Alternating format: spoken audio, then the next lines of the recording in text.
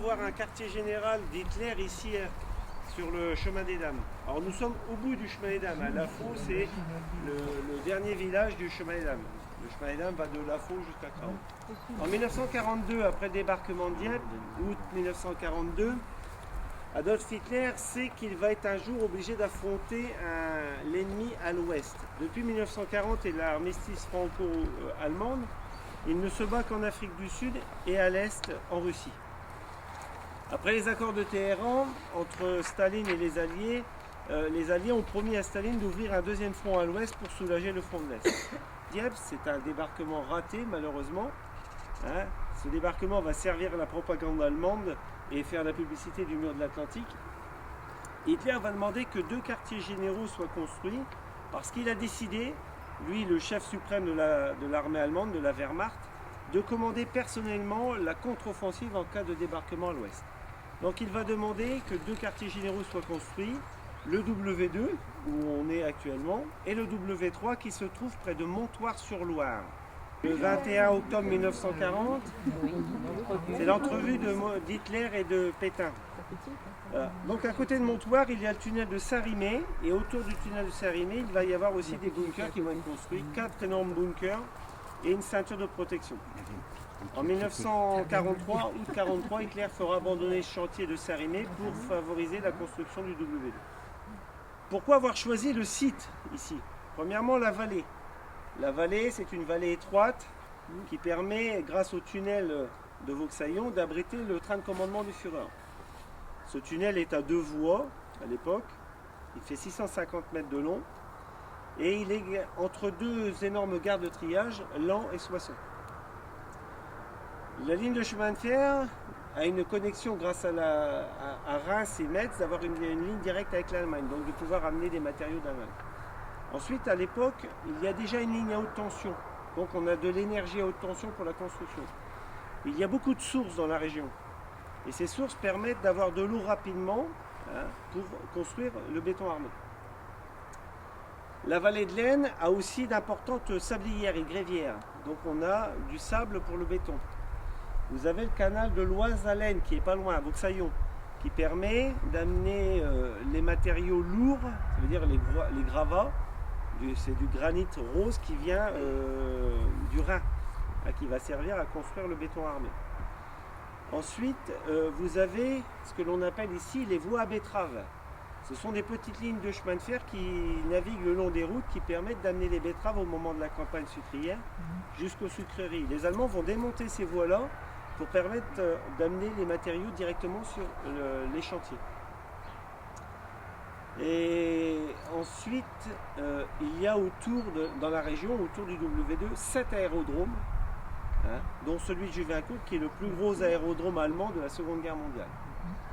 Donc il y a vraiment tout sur place pour construire.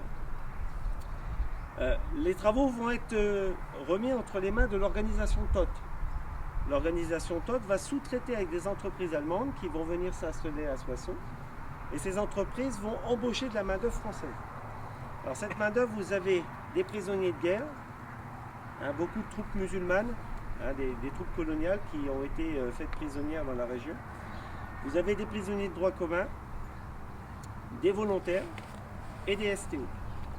Alors il faut savoir, c'est que tout ce que vous allez voir a été construit grâce à l'argent français. Puisque depuis l'armistice franco-allemand, la France doit payer par jour d'occupation à l'Allemagne 200 millions de francs. Mais comme le stock d'or de la France a été évacué en Algérie et qu'il a été saisi par la France libre, la France de Vichy n'a pas de moyens de financer ça.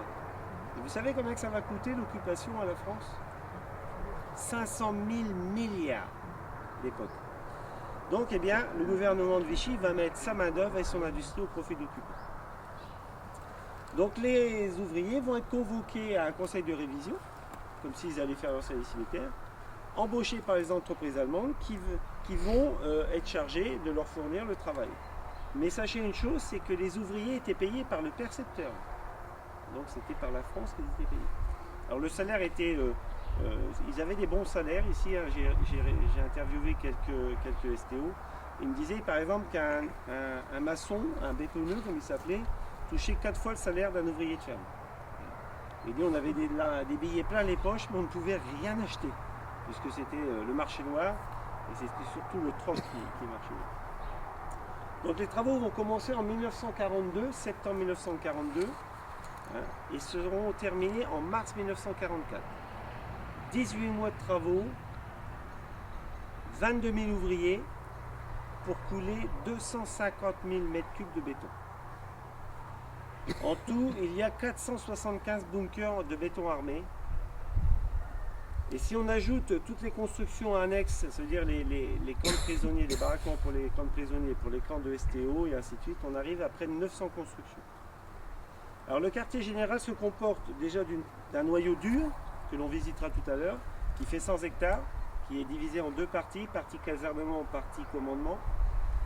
Une première ceinture de défense où on est, donc vous allez voir quelques bunkers de combat. Vous en avez un là-bas, vous voyez au coin. Vous en avez un dans le champ, là-haut.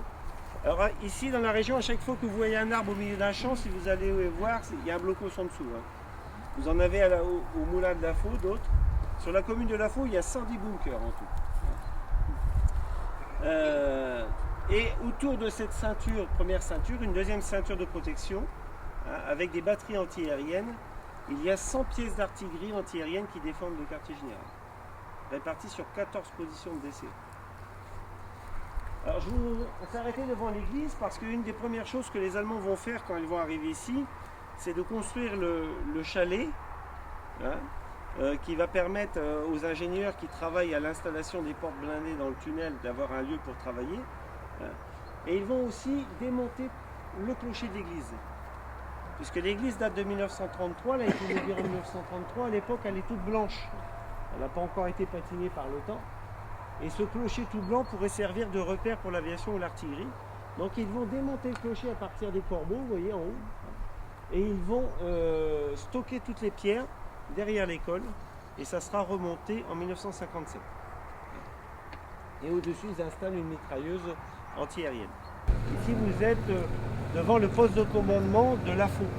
Alors ce bunker fait la superficie du terrain de sport qui est au-dessus, vous voyez. Il y a 11 pièces à l'intérieur. C'est un poste de commandement pour l'armée de terre. Donc il a sous ses ordres tous les bunkers de combat de la commune de Lafaux. Alors celui-ci est plus grand que les autres. À l'intérieur, vous avez une chaudière qui lui permet d'avoir chauffage central, un système de filtration contre les gaz de combat, l'eau courante, et il y a même une douche à l'intérieur. En cas d'attaque, eh bien, c'est ce poste de commandement qui prenait la charge de tous les bunkers, et il référait aussi à un commandement central qui se trouvait dans la vallée. Alors tout à l'heure, je vous ai dit que chaque bunker se protège mutuellement. Derrière l'arbre, il y a une tourelle, ce qu'on appelle un toubrouk, une mitrailleuse, qui permet de protéger l'arrière de ce blocos-là. Et ici, vous avez un autre toubrouk, vous voyez là-bas, les petits cubes en béton. Je vous disais tout à l'heure, vous voyez que le blocos a été à moitié enterré. Normalement, ici, il y avait un merlot clair qui le protégeait encore, et on entrait par une tranchée. Une construction rapide, parce que quand même 18 mois pour couler 250 000 de mètres cubes de béton et 475 bunkers, déjà il ne faut pas être feignant. Et ensuite il faut avoir des techniques de construction modernes. Donc les Allemands ne vont pas s'embêter, ils vont standardiser tout au maximum. Des bunkers standardisés, ce sont des Regelbau. C'est un bâtiment type, donc il a la longueur standard, la hauteur standard. Ce sont des cubes de béton. Ils sont faits en béton armé coulé. Lorsque le cube est coulé, qu'il est maçonné, on se retrouve avec un parallélépipède rectangle vide. Donc dessus, on va installer des poutres en béton armé préfabriquées. On va couler une dalle de béton pour liaisonner le tout. Et on va installer un gazon qui va permettre de camoufler le bunker. Mais à l'intérieur, il pleut, puisque le béton doit se rincer. Donc il faut attendre des mois et des mois. Et l'armée allemande n'a pas le temps d'attendre. Eh bien, une technique qui est rapide à faire, c'est qu'ils vont laisser un vide sanitaire entre le béton et la nouvelle construction. Et à l'intérieur, ils vont installer soit des baraquements en bois, soit des maisons en briques. Ils vont reconstruire une maison en briques équipée d'une charpente en bois, en laissant un petit vide sanitaire de 20 cm qui permet au béton de se rincer dans des caniveaux sur les côtés. Alors, vous irez à l'intérieur après, vous allez voir cette ce vide sanitaire qui se voit très bien au niveau des fenêtres. Donc lorsqu'on a besoin d'un bunker plus grand, eh bien on en met 2, 3 ou 4. Celui-ci, vous voyez, il y a 4 bunkers à coller l'un à l'autre. L'aménagement intérieur n'est pas standardisé, on aménage l'intérieur selon les besoins que l'on a. Celui-ci, c'est le centre de transmission. C'est ici que les 2 messages pour détruire Paris sont arrivés. Alors je vous les lirai tout à l'heure. Ce sont des bunkers légers. Les murs font 60 cm d'épaisseur, donc ce n'est pas prévu pour résister à un bombardement intensif. Par contre, derrière, si vous venez ici après, vous verrez qu'il y a 4 abris antiaériens avec des murs de 4 mètres d'épaisseur. Le bunker d'Hitler que vous allez visiter après est un bunker antiaérien type. Simplement, l'aménagement intérieur change. Donc lorsque les Allemands construisent ça, ils vont doubler le matériel. Ce qu'il y a dans les bunkers légers, on le retrouve dans les bunkers lourds. En cas d'attaque aérienne, les hommes continuent à travailler à l'intérieur. Il n'y a pas de rupture dans la transmission. Donc celui-ci, c'est le plus grand du complexe. Il fait 108 mètres de long. Il fait 8650 mètres cubes de béton. Les couleurs que vous avez, cette couleur ocre, avec des taches brunes par endroits, c'est la couleur d'époque. Ce sont les couleurs que les Allemands avaient mis pour camoufler. Alors normalement, vous avez du noir aussi et un peu de brun. Pour ne pas faire le camouflage, ils vont étendre là-dessus des kilomètres et des kilomètres de camouflage. Vous avez vu des photos tout à l'heure. Donc ils mettent des piquets et dessus ils tendent des filets de camouflage. Mais pour parfaire encore plus le camouflage, ils vont déraciner des arbres entiers et les réinstaller près des blocos pour donner cette espèce de vague qui évite d'avoir une rectiligne vue d'avion. Et tous les soirs, il y a la taupe. La taupe, c'est un petit avion, c'est un fuselage torche qui décolle du pont rouge et qui est chargé de vérifier les camouflages. Il fait tout le tour du complexe et il vérifie, voir s'il n'y a pas des endroits qui auraient besoin d'être mieux camouflés. Les routes en béton sont d'époque aussi. Alors, je vous disais 475 bunkers, mais tout a été construit en même temps. Imaginez que tout ça, imaginez un peu l'ingénierie qu'il faut pour construire ça, le matériel qu'il faut amener. Alors les Allemands vont économiser du matériel aussi, puisque comme ils construisent à flanc de colline, eh bien, ils économisent l'échafaudage pour les bétonnières. Ils vont terrasser une plateforme au-dessus dans la colline et installer des bétonnières. Et les bétonnières vont couler le béton dans des toboggans qui vont arriver directement dans les coffrages. Lorsqu'un bunker est coulé, il doit être coulé d'un bloc pour éviter les ruptures dans le béton. Donc on coule 24 heures sur 24. Et ces blocs-là ont été coulés pendant l'hiver 1942-1943. Ça a été l'un des hivers les plus froids de la guerre. Il a fait jusqu'à moins 20 degrés ici. Et les Allemands coulaient le béton à moins 20 degrés. Alors ils avaient une technique, c'est qu'ils mettaient du chlore. Le chlore, ça fait un antigel, ça permet au béton de ne pas geler. Donc vous voyez un peu le... Alors sur les côtés des routes, sur le bord des routes, il y avait les petites voies de Deauville, les voies betteraves, qui permettaient d'amener les matériaux. Les Allemands déchargeaient sur la gare de Margival 10 trains par jour. Et autant de l'autre côté sur Vauxaillon. Les ouvriers arrivaient travailler par équipe de 12 heures, donc une équipe de 12, une deuxième équipe de 12. Et les trains les amenaient pour la plupart de Soissons. Et à Soissons, les gens se souviennent, et les anciens se souviennent des marées montantes et marées descendantes. Lorsque les ouvriers allaient à la gare ou revenaient de la gare. Et comme beaucoup avaient des sabots de bois, eh bien les gens se souviennent encore du bruit à Soissons. Il dit, vous aviez 10 000 ouvriers qui arrivaient en sabots de bois. Et les hommes tapaient du pied, ça faisait un bruit complètement atypique. Voilà. Lorsque tout ça s'est construit, ça va devenir opérationnel immédiatement. Mars 1944, les 8 villages qui sont dans la ceinture de protection sont évacués et le site devient opérationnel. Petite anecdote, lorsque les Allemands arrivent dans l'Aisne, le central de Soissons dispose de 600 km de lignes téléphoniques. Lorsque les Allemands partiront, ils en ont 2500 km de lignes téléphoniques. Et ici, il y a près de 3000 connexions possibles avec toute l'Europe. Hitler, lorsqu'il est venu ici, il y a un message qui est arrivé le soir où il est venu. Pour arriver d'Autriche, il a mis 15 minutes. Ça s'appelle la ligne Blitz, c'est une ligne prioritaire au Führer qui permet au Führer en 15 minutes d'avoir n'importe quel endroit du front, que ce soit à l'est ou à l'ouest. Même encore maintenant, quelquefois la DDE, lorsqu'ils font des terrassements près des routes, trouve des gros câbles. Et il n'y a pas longtemps, à Villers-Cotterêts, ils en ont trouvé un, ils ne savaient pas ce que c'était. C'est une ligne téléphonique qui vient d'ici. Alors, ils ne savaient pas, c'était pas sur les plans. Et puis, ils l'ont ouvert et ils ont regardé s'il y avait encore des connexions, elle était inerte. Et puis, ils se sont aperçus que c'était une ligne qui venait d'ici. La ligne qui fait Margival-Paris. Alors, il y a une ligne directe qui fait Margival-Soissons. Ça, je l'ai appris il n'y a pas longtemps. Margival-Soissons, Soissons-Reims, Reims-Metz, Metz-Berlin. La ligne Blitz. Ouais. Ah oui, c'est impressionnant. Impressionnant. Alors, c'est des milliers de kilomètres de câbles électriques. La standardisation permet de savoir combien ils auront besoin de mètres cubes de ciment, de tonnes d'acier, jusqu'au nombre de kilos de clous qu'il leur faudra pour coffrer tout ça. Et bien sûr, quand un bunker est décoffré, on recycle le bois pour en recoffrer un autre. En 1944, mois de mars 1944, le W2 devient opérationnel. Donc l'armée allemande va faire évacuer les 8 villages qui entourent le W2 et qui sont à l'intérieur de la ceinture de protection. Donc les maires recevront l'ordre le 14 et le 17 mars 1944 d'évacuer le village avant 18h. Alors on évacue tout. Tout ce que l'on peut, on l'évacue. Ce qui n'est pas évacué sera confisqué.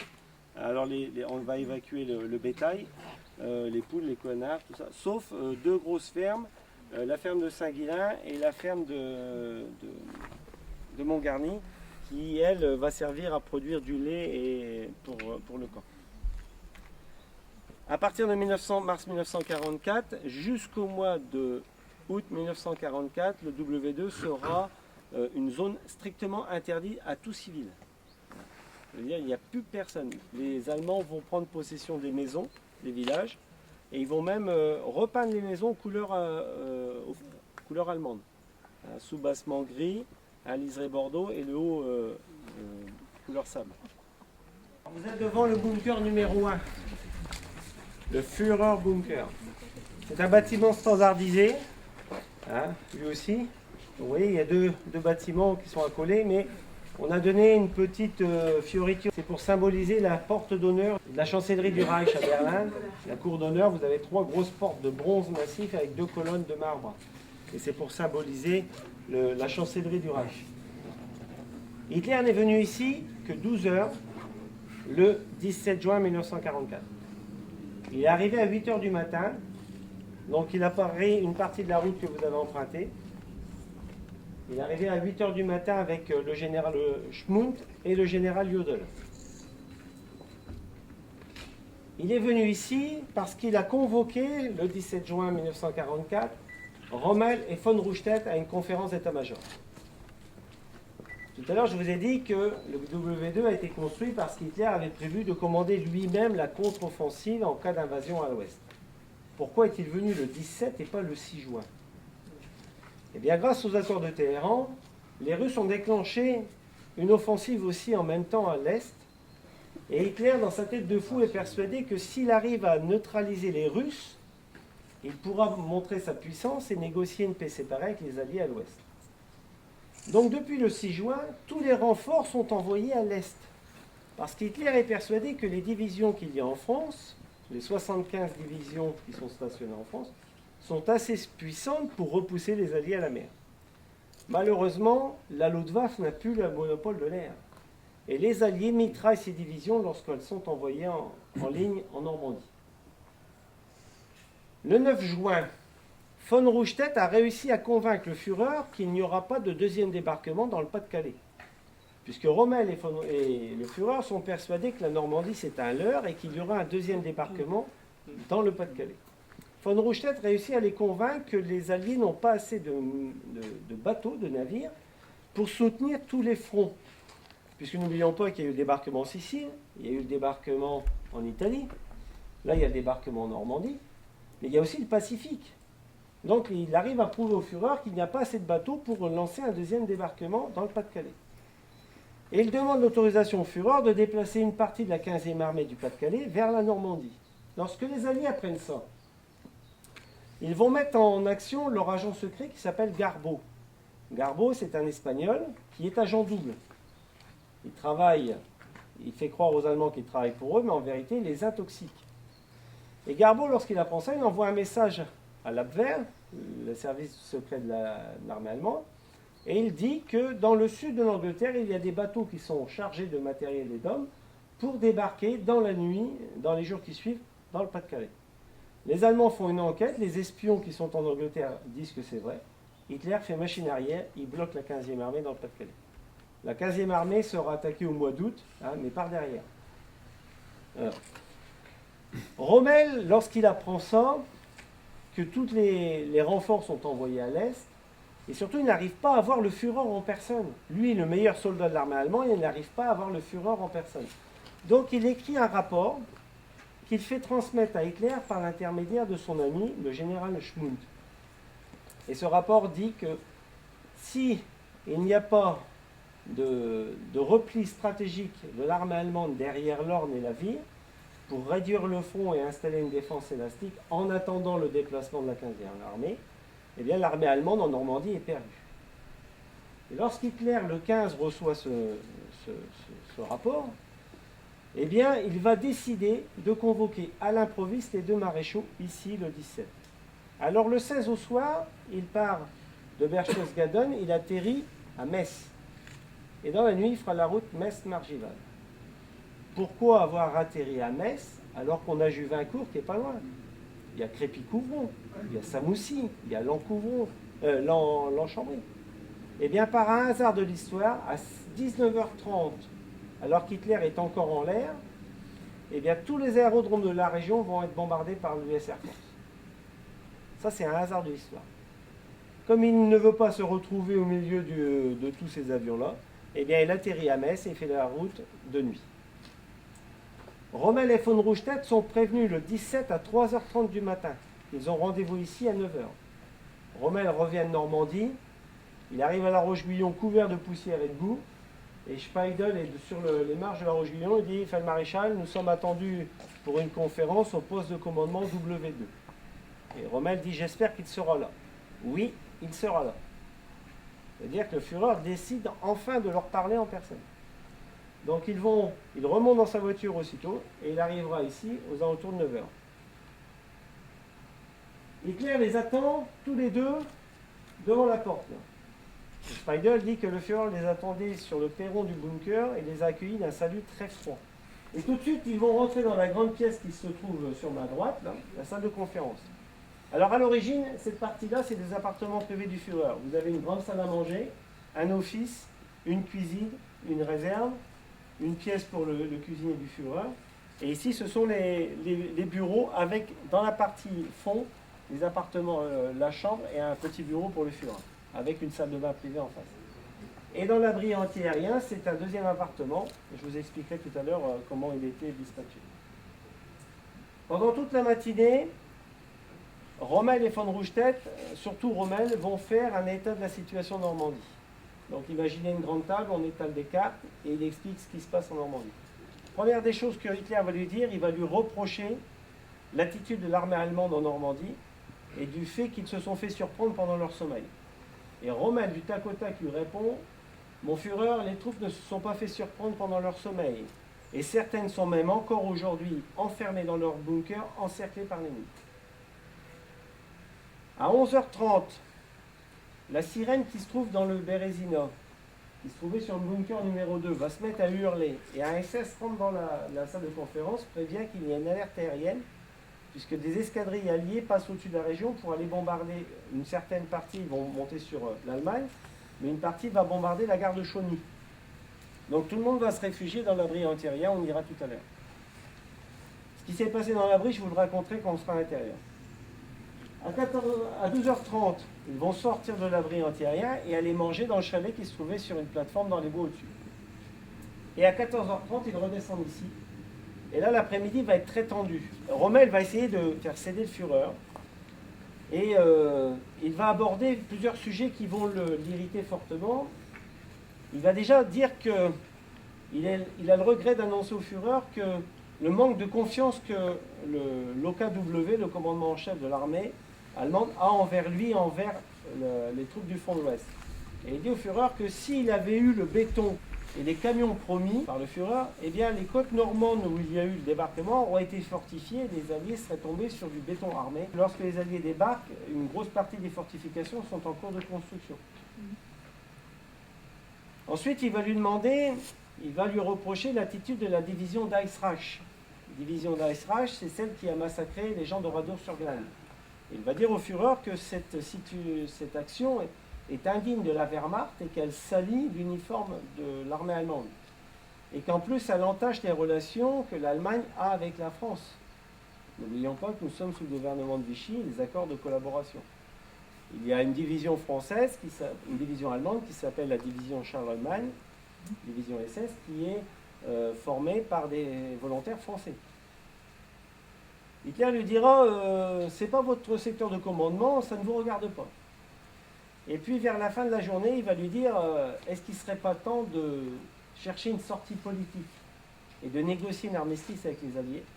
Et là, Hitler lui coupe la parole sèchement, lui dit occupez-vous de la Normandie, je m'occuperai de la politique. Et il sort de la salle de conférence. Et à partir de ce moment-là, Rommel et von Rundstedt se retrouvent avec leurs officiers d'état-major, tout seuls. Et ils savent que lorsque le Führer quitte la salle, la réunion est terminée. On ne revient plus sur ce qui a été dit. Donc ils vont sortir, et Schmoun va le rattraper Rommel, va dire « je vais essayer de calmer le Führer, et demain je vais organiser une réunion d'état-major, soit à La Roche-Guyon, soit à Saint-Germain-en-Laye. Faites venir des officiers du front pour qu'ils expliquent au Führer vraiment ce qui se passe là-bas. » Rommel et von Rundstedt quittent le W2, et le lendemain matin à 8h, alors qu'ils sont en train de déjeuner, qu'ils attendent la venue du Führer dans la journée, ils reçoivent tous les deux un telex qui dit que le Führer a quitté le W2 le 17 à 20h et qu'il est reparti à Berchtesgaden parce qu'un FZ-76 avait fait explosion près du W2. Il est bien tombé un V1 déréglé à 2 km d'ici, sur la ferme de Saint-Guélin, près du village de Allemand. Lorsque le Führer rentre à Berchtesgaden, il demande à Jodl d'envoyer un message ici. Le message a été envoyé à 22h55 de Berchtesgaden, il a été reçu ici à 23h15. Le 17 juin, vers 4h30, ce qui semble être un FZG-76 s'est écrasé à 2 km du camp W2. Le 65e corps d'armée doit immédiatement lancer une enquête et en faire le rapport au chef du WFST, signé Jodl. À l'époque, les Allemands, on sait à peu près que c'est un V1, mais on ne sait pas pourquoi il atterrit là. Alors pourquoi Hitler est-il parti le soir même? Est-ce que c'est vraiment à cause du V1? Le V1 est tombé 3h30 avant qu'il arrive. On ne l'a pas prévenu. Je vous expliquerai pourquoi tout à l'heure. Parce que pendant le repas et pendant l'heure qu'ils vont passer dans le bunker, il va parler des armes. C'est pas le V1 qui lui a fait peur. Il est dans un poste de commandement qui a été mis en alerte 12 heures avant. Il est à la merci d'un commando aéroporté allié. Si les Alliés apprennent qu'il est ici, ils peuvent en quelques heures parachuter des centaines de commandos ici. Il est à la merci d'un bombardement intensif. Ils sont capables de balancer des milliers de tonnes de bombes là-dessus en quelques heures. Mais aussi, il est à la merci des conjurés. Hitler sait qu'on veut le tuer. Et il est venu ici avec quelques gardes. Et il ne sait pas s'il peut faire confiance dans le personnel de garde du W2. Donc, surtout, c'est qu'il a peur de se retrouver coincé ici. Donc, il repart le soir même. À 20h, il prend sa voiture, il va jusqu'à Crépy-Couvron, où on vient de remettre une piste en état, son avion atterrit et il repart à Berchtesgaden. Le lendemain, à 8h du matin, il a rendez-vous avec Albert Speer, c'est son ministre de l'armement, et il va dire à Speer que le W2 n'est pas un endroit sûr dans une France envahie de terroristes et de maquisards. Hitler apprend aussi que le 8 juin, un groupe de résistants, le groupe Gauthier, a été neutralisé à Coucy-Château et que ce groupe avait l'intention de faire un attentat contre lui. Malheureusement, ce groupe a été neutralisé après un sabotage de train et il a été complètement arrêté, sauf deux, Brennus et Dempler, qui vont au mois d'août 1944 prendre contact avec les Alliés pour leur expliquer ce qui se passe ici.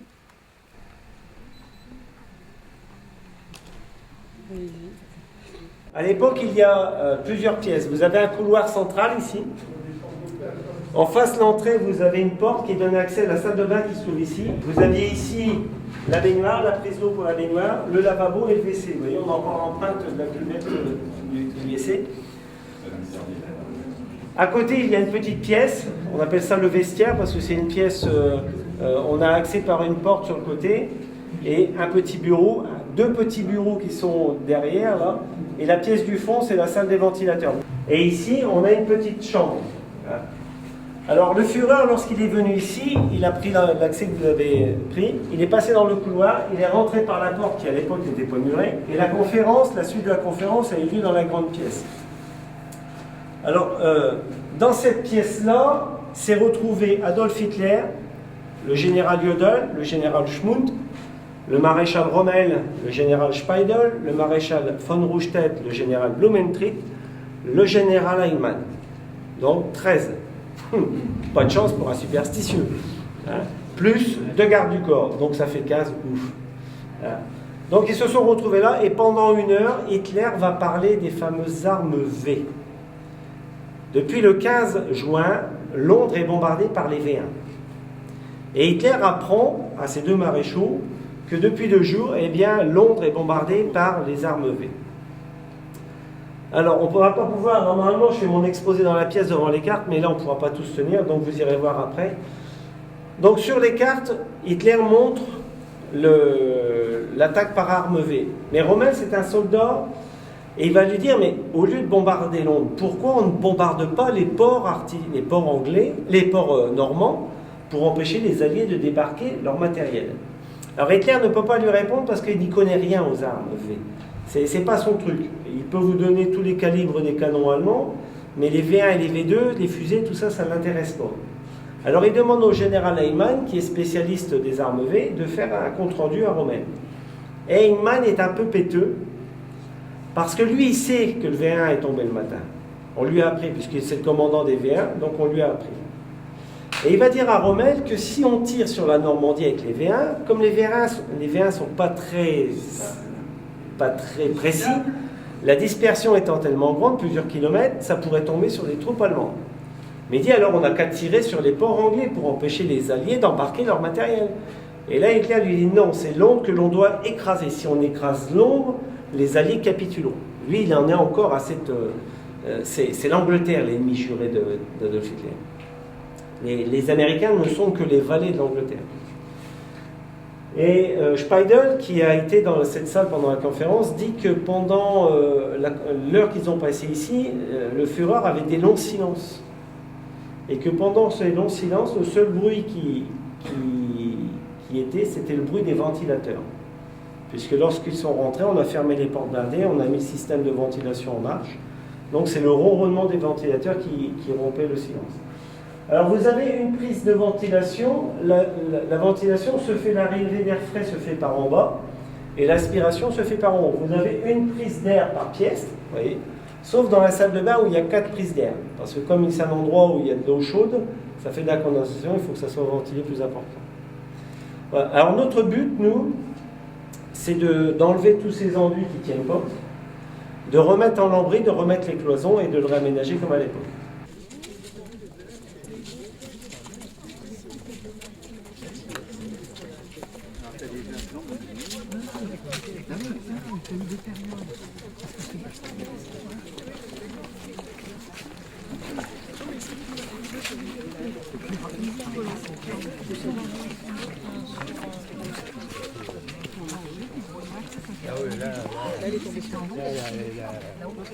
Le 1er juillet, von Rundstedt est limogé par Hitler.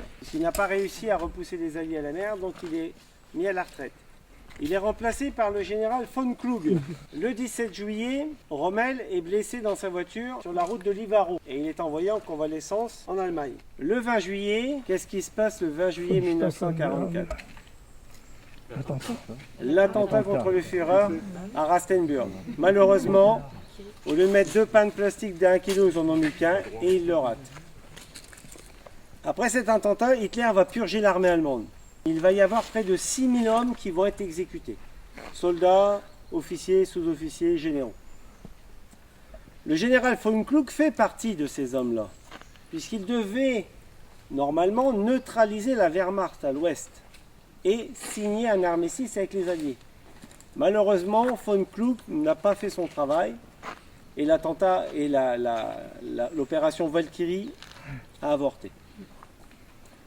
Von Kluck est convoqué au mois d'août 1944 à Berlin. Et il sait très bien que s'il va à Berlin, c'est pour être arrêté et être exécuté. Donc pendant son trajet entre Metz et Verdun, eh bien, il va se suicider. Le front de l'Ouest se retrouve sans commandement en chef. Ce sont les généraux d'état-major qui font l'intérim. C'est Blumentritt et Speidel. Et Hitler va chercher un homme de confiance pour prendre en main le front de l'Ouest. Et il va se retourner vers Walter Model. Walter Model, c'est un très très bon stratège. C'est un excellent militaire, un excellent maréchal. Hitler, son surnom, c'est le pompier d'Hitler, puisque là où c'est impossible, Model réussit. Il prend son commandement à La Roche-Guyon le 15 août 1944, mais le 17, le quartier général de La Roche-Guyon est bombardé par les Alliés. Donc il va demander l'autorisation de se replier sur le poste de commandement W2, et il arrive ici le 19 août 1944 à 18h30. Sa fonction, c'est d'empêcher les Alliés de passer la Seine. Il va même demander au Führer l'autorisation d'utiliser la garnison du W2 comme troupe de choc. Puisqu'ici, c'est la division Grosse Deutschland, c'est des troupes d'élite qui sont chargées de protéger le W2. Hitler va refuser. Le 22 août, qu'est-ce qui se passe le 22 août? Professeur d'histoire. Insurrection parisienne. C'est le début, l'insurrection parisienne.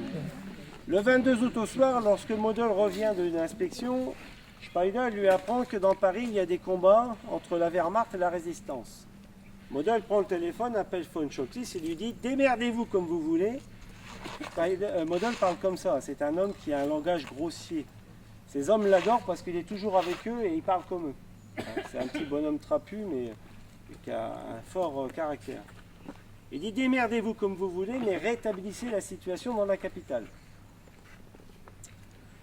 Le 23 août, on apprend au Führer ce qui se passe à Paris. Et le Führer donne l'ordre d'envoyer un message au commandant du Grosse Paris. Et ce message dit la défense de la tête de pont de Paris est d'une importance capitale sur le plan militaire et politique. La perte de la ville entraînerait la rupture de tout le front du littoral au nord de la Seine et nous priverait de notre base de lancement pour les combats éloignés contre l'Angleterre. C'est-à-dire, si la Seine est passée, les bases de lancement de V1 sont à la merci des Alliés. Dans l'histoire, la perte de Paris a toujours entraîné jusqu'ici la perte de toute la France. Le Führer réitère donc son ordre. Paris doit être défendu dans la position verrou en avant de la ville. Il rappelle pour cela les renforts annoncés pour le commandant en chef à l'ouest. Model demande des renforts. Hitler lui déplace 2 Panzer-divisions du Pas-de-Calais sur Paris. Dans la ville même, il faut intervenir avec les moyens les plus énergiques contre les premiers signes de soulèvement tels que destruction de pâtés de maison, exécution publique des meneurs, évacuation du quartier menacé. C'est ainsi que l'on pourra le mieux empêcher l'extension de tels mouvements. La destruction des ponts de la Seine sera préparée. Paris ne doit pas tomber aux mains de l'ennemi, ou l'ennemi ne doit trouver qu'un champ de ruines. C'est le premier message qui prévoit la destruction de Paris. Von Schottis reçoit ça le 23 à 11h. Il a 2 solutions. Soit il fait ce qu'il a l'habitude de faire, puisque von Schottis, c'est quand même lui qui a rasé la ville de Sébastopol. Donc, raser Paris. Il sait très bien que s'il rase Paris, l'histoire ne lui pardonnera jamais. Et s'il ne rase pas Paris, les Panzer-divisions qui descendent du Pas-de-Calais, ce sont des Panzer SS. Et avec ce qui s'est passé le 20 juillet, on ne lui fera pas de cadeau. Donc il va négocier une paix, une armistice avec les résistants, pour permettre aux résistants de prendre contact avec les Alliés,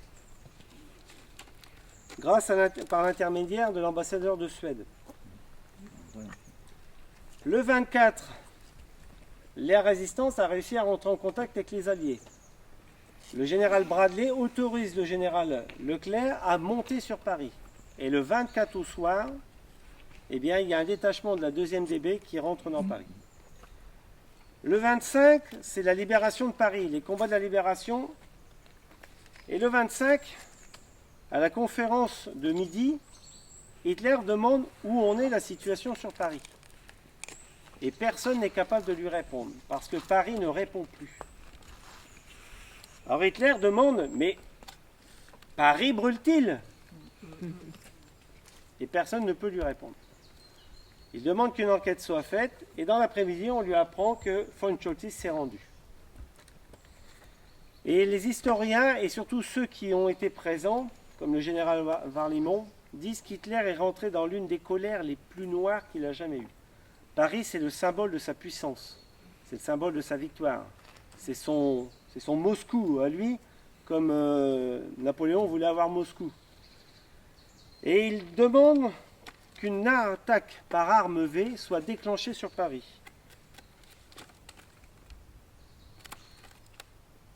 Le 26, dans la matinée, le téléphone sonne ici. On demande Model. Model n'est pas là, il est à Compiègne. C'est Speidel qui répond. Speidel, il entend ça. Le Führer demande que l'attaque par arme V1 et V2 préparée la veille soit mise en œuvre immédiatement.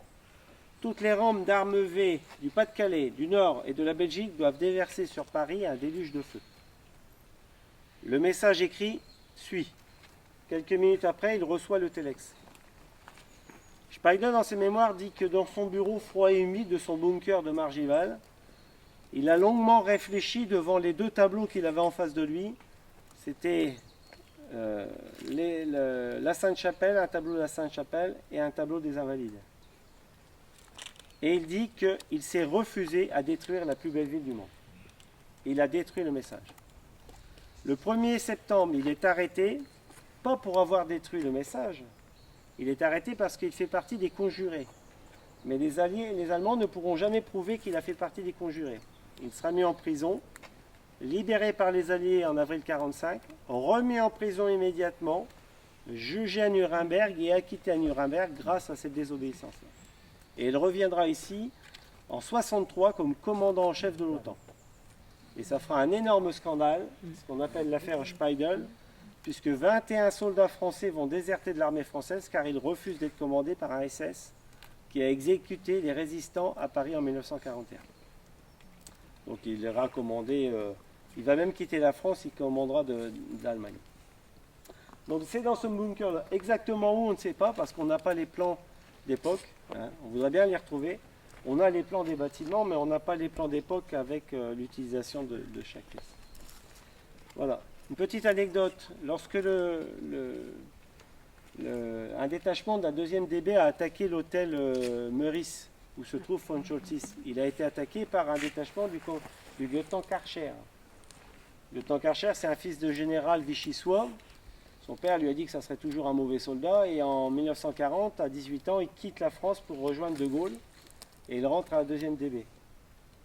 Et il veut prouver à son père que c'est un bon soldat, donc il s'est mis dans la tête de faire prisonnier le commandant du Grosse Paris. Et il attaque l'hôtel Meurice, et dans son attaque, il est soutenu par 4 chars Sherman. Le premier s'appelle le Villers-Cotterêts. Le deuxième s'appelle le Mort-Homme. Le troisième s'appelle le La Francheville. Et ils vont être détruits les uns derrière les autres en attaquant l'hôtel Meurice. Le quatrième, qui va arriver devant l'hôtel Meurice et qui va mitrailler la façade de l'hôtel Meurice. Et lorsque le char mitraille la façade, le général von Choltitz pose son pistolet sur le bureau et dit à ses officiers « Messieurs, c'est fini, rendons-nous ». Et à ce moment-là, un soldat qui est sur le toit de l'hôtel Meurice va jeter une grenade dans la tourelle du char Sherman et le détruire. Ce char s'appelle le Lafaux. Vous êtes sur la commune de Lafaux. Autre hasard de l'histoire. Le chalet d'Hitler. Alors il se trouvait dans ce sens-là. Hein, les entrées étaient entre les 2 arbres. Et la salle à manger se trouvait dans ce sens-là, en travers.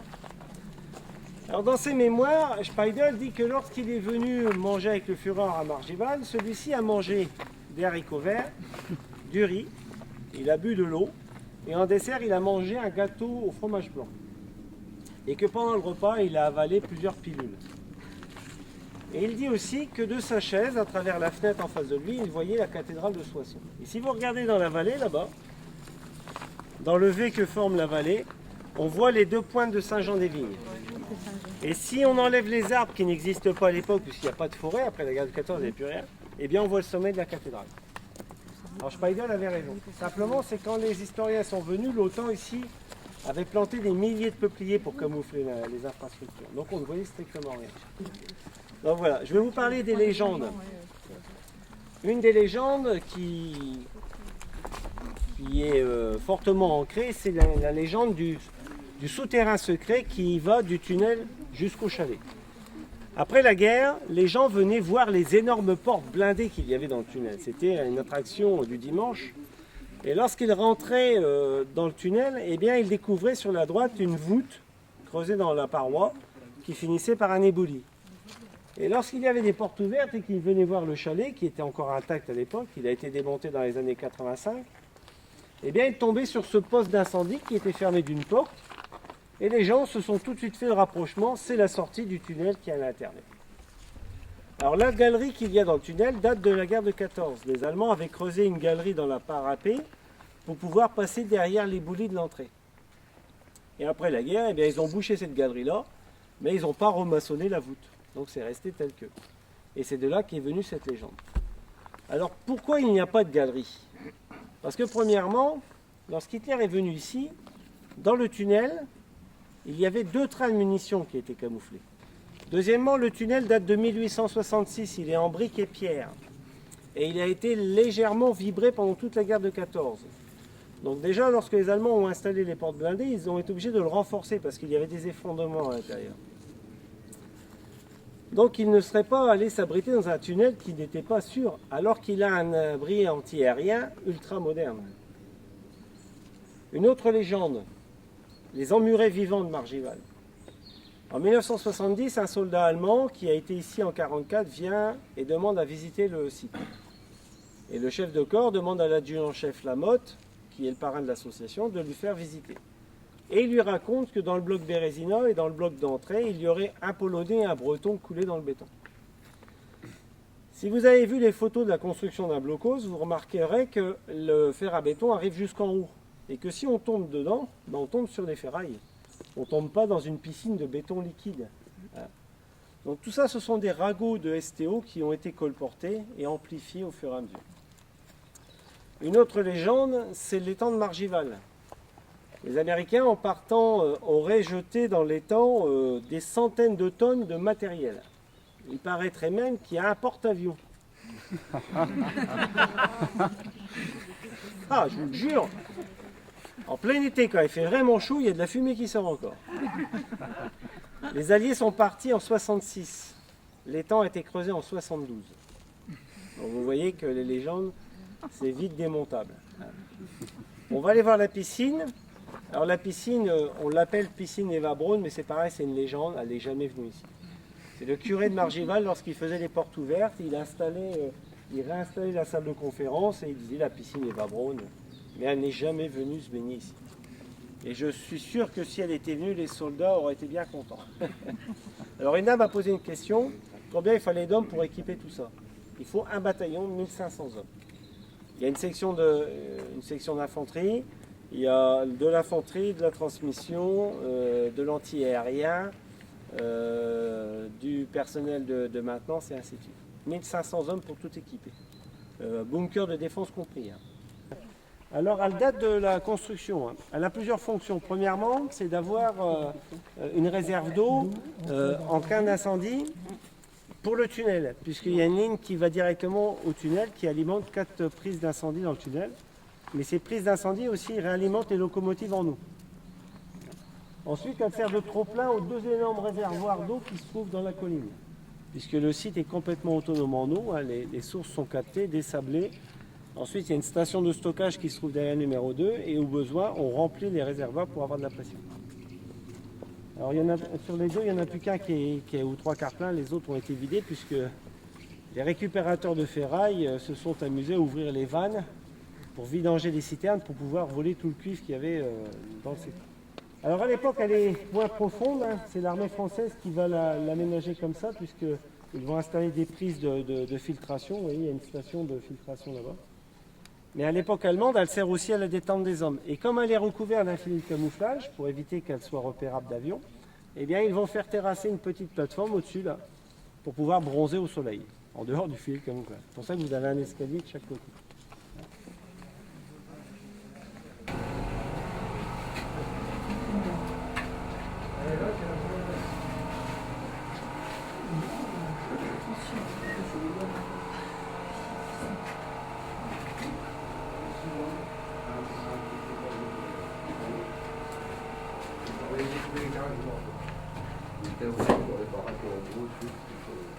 Alors le poêle, lui, fonctionnait 24 heures sur 24 toute l'année. Ça, parce que c'est une cave ici, donc il fallait les visiter, tout ça, il fallait toujours qu'il y ait une température constante. Donc tous les chaises, tables, tout ça, tout est pliant. Hein. Ils pouvaient sortir sur l'extérieur, souvent ils restaient à l'extérieur, il n'y avait pas d'alerte, ils mangeaient dehors, tout ça, ils s'enfermaient pas là-dedans. Ils dormaient là le soir là, puis c'est tout. Donc là-haut, c'est le rack pour mettre les fusils, les casques, les masques à gaz, les conserves, l'eau, ça c'est le secours en cas de siège. Autrement, il y avait pour la norvégienne, ils allaient chercher la popote en bas pour manger, parce qu'ils n'avaient pas le droit de faire à manger théoriquement ici. Ils amenaient la nourriture ici et mangeaient. Voilà, alors sur les 6, il y avait un téléphoniste qui n'était jamais loin du téléphone, qui était relié au constant, ce que vous avez passé devant le grand là. Là, ces conditions-là, tout le monde rentre dans le locos, on ferme tous les portes blindées et on met, il n'y a plus d'air. L'anti-gaz, c'est complètement étanche. On met les ventilations route là. Alors donc, il y en a une là et une un peu plus loin, qui était électrique ou manuelle. Alors là, ici, vous avez la caponnière de tir. Alors là, c'est là qu'il y avait la mitrailleuse 34 qui tirait sur le haut de la peau, tout ce qui est arrivé sur la peau. Donc elle tire à 950 coups minutes.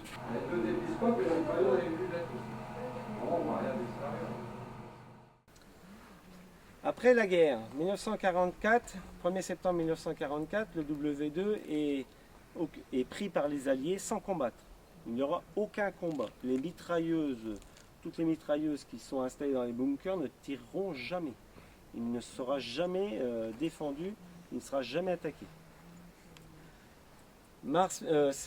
Septembre 1944 jusqu'en 1948, le W2 sera occupé par des troupes noires américaines qui auront pour fonction de démunitionner toute la région. Les Allemands ont stocké des centaines de tonnes de munitions dans les carrières et les Américains en ont amené, si ce n'est plus, et tout ça il va falloir l'évacuer. Donc c'est des troupes noires qui vont être chargées de faire ça. Le 24 décembre 1944, la gare de Soissons va sauter, va être complètement rasée, parce qu'un dépôt de munitions qui a été enlevé d'ici a été stocké près de la gare et il y a une mauvaise manipulation qui est faite et tout le coin va sauter. 1948-1952, c'est l'armée française qui prend en charge le W2. Ici, on va former, dans cette partie-là, du personnel féminin de l'armée de terre. Et dans la partie que vous avez vue, vous savez, où on a fait des petits... Donc là, la partie casernement, on forme des transmetteurs masculins. Une petite anecdote, l'année dernière, 2 personnes qui étaient ici en 1950, Madame Baldi qui était chauffeur dans la partie PFAT et un monsieur qui était transmetteur dans la partie masculin, se sont rencontrés et le papy lui disait « Mais vous étiez là en quelle année, madame ?» Elle m'a dit « J'étais là de 48 à 52. » Il m'a dit « Moi j'étais là en 1950, on ne savait pas que tout ça, ça existait. » Et si on avait su qu'il y avait des louloutes de l'autre côté de la route de fer, eh bien on n'aurait pas été se bourrer la gueule au café de Margivol. Parce qu'à l'époque, le camp est séparé en deux. La route que l'on a prise, toutes les routes en macadam n'existent pas à l'époque. 1952, l'OTAN a besoin d'un centre de transmission fortifié, puisque le siège de l'OTAN se trouve à Fontainebleau, et ils vont choisir le W2 pour en faire le centre de transmission NATO 2. NATO 1, c'est Fontainebleau, NATO 2, ça sera ici. Et ils vont dépenser des milliards et des milliards à moderniser le site. Alors surtout en matériel de transmission de télécommunications. Vous avez des photos dans la salle d'expo où on voit du matériel. Et en 1966, alors que les travaux ne sont pas finis, alors pendant l'époque de l'OTAN, ici, on a près de 5000 hommes. Parce que tous les villages, tout ça, c'est rempli de troupes.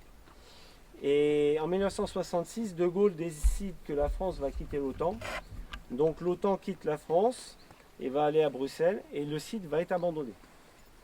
Des milliards de travaux qui ne sont même pas finis vont être abandonnés. Pendant 2 ans, tout ça, ça va pourrir. Ça sera gardé par l'armée française, mais pas utilisé et ça se détériorera rapidement. Et en 1968, l'armée française reprend le site en main et va former ici pendant jusqu'en 1988 80 000 commandos. Ça va devenir le centre d'entraînement du 129e CEC. En 1988, le centre d'entraînement commando s'en va. Alors ce village-là s'appelle le village Saint-Raoul, c'est le village de combat des commandos. Il a été construit dans les années 70 pour entraîner les hommes à se battre dans un village. En 1988, l'armée, donc le CEC s'en va, et c'est le 6-7, le 67e régiment de Soissons qui va avoir la garde ici, mais il sera utilisé épisodiquement. On va installer une brigade cynophile dans les bâtiments du haut, et dans les années 90, l'armée française veut transformer le W2 en centre d'entraînement pour le 11e choc. Le 11e choc, c'est les services secrets de l'armée française. Donc ils vont venir s'installer ici. Mais le problème, c'est que le 11e choc, ce sont des militaires qui aiment bien la grande vie. Et Margival, pour eux, c'est le trou du cul du monde. Et ça ne les intéresse pas trop de rester ici. Il y a la guerre du Golfe, ils partent au Golfe. Et après la fin de la guerre du Golfe, le 11e choc est dissous, donc le site est remis au 6-7. Et il ne sera plus occupé.